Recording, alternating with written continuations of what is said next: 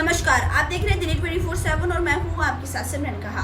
Delhi NCR में 11 सितंबर बुधवार को भूकंप के हल्के झटके महसूस किए गए हैं। दरअसल भूकंप का केंद्र पाकिस्तान में था। इस्लामाबाद और लाहौर में भूकंप के झटके महसूस किए गए हैं। रिक्टर पैमाने पर भूकंप की तीव्रता 5.8 दर्ज की गई है। भूकंप के झटके उत्तर प्रदेश, राजस्थान, हरियाणा, पंजाब और जम्मू कश्मीर में भी महसूस किए गए हैं। वहीं अफगानिस्तान भी इन झटकों से हिल गया है। बता दें कि बीते 2 हफ्तों में दूसरी बार दिल्ली और एनसीआर में भूकंप के झटके महसूस किए गए हैं। धरती के अंदर 7 टेक्नो प्लेट्स है। ये प्लेट्स लगातार घूमती रहती है। जब ये प्लेट आसपास में टकराती है, रगड़ती है, एक दूसरे के ऊपर चढ़ती है या उनसे दूर जाती है, तब जमीन हिलने लगती है। इसे ही भूकंप कहते हैं। भूकंप को नापने के लिए रिक्टर पैमाने पर इस्तेमाल करते हैं, जिसे रिक्टर मैग्नीट्यूड स्केल कहते हैं। रिक्टर मैग्नीट्यूड स्केल 1 से 9 तक होती है। भूकंप की तीव्रता को उसके केंद्र यानी कि एपिसेंटर से नापा जाता है, यानी उस केंद्र से निकलने वाली ऊर्जा को इसी स्केल पर मापा जाता है। 1 यानी कम तीव्रता की ऊर्जा निकल रही है। 9 यानी कि सबसे ज्यादा बेहद भव्य और तबाही वाली लहर, ये दूर जाते जाते कमजोर होती जाती है। अगर रिक्टर पैमाने पर तीव्रता 7 दिखती है तो उसे आसपास के 40 किलोमीटर के दायरे में तेज झटका होता है। दिल्ली एनसीआर में 11 सितंबर बुधवार को भूकंप के हल्के झटके महसूस किए गए हैं। दरअसल भूकंप का केंद्र पाकिस्तान में था। इस्लामाबाद और लाहौर में भूकंप के झटके महसूस किए गए हैं। रिक्टर पैमाने पर भूकंप की तीव्रता 5.8 दर्ज की गई है। भूकंप के झटके उत्तर प्रदेश, राजस्थान, हरियाणा, पंजाब और जम्मू कश्मीर में भी महसूस किए गए हैं।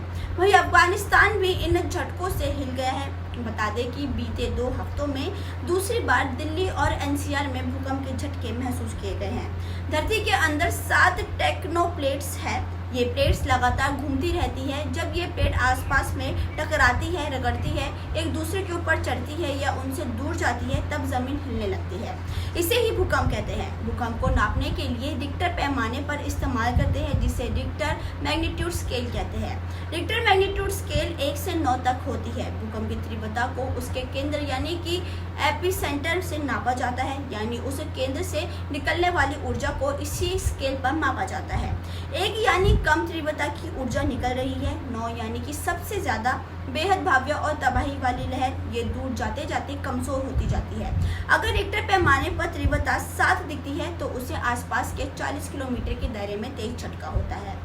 दिल्ली एनसीआर में 11 सितंबर बुधवार को भूकंप के हल्के झटके महसूस किए गए हैं। दरअसल भूकंप का केंद्र पाकिस्तान में था। इस्लामाबाद और लाहौर में भूकंप के झटके महसूस किए गए हैं। रिक्टर पैमाने पर भूकंप की तीव्रता 5.8 दर्ज की गई है। भूकंप के झटके उत्तर प्रदेश, राजस्थान, हरियाणा, पंजाब और जम्मू कश्मीर में भी महसूस किए गए हैं। वहीं अफगानिस्तान भी इन झटकों से हिल गया है। बता दें कि बीते 2 हफ्तों में दूसरी बार दिल्ली और एनसीआर में भूकंप के झटके महसूस किए गए हैं। धरती के अंदर 7 टेक्नो प्लेट्स है।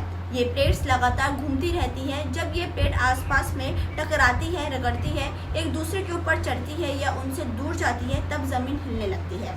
इसे ही भूकंप कहते हैं। भूकंप को नापने के लिए रिक्टर पैमाने पर इस्तेमाल करते हैं, जिसे रिक्टर मैग्नीट्यूड स्केल कहते हैं।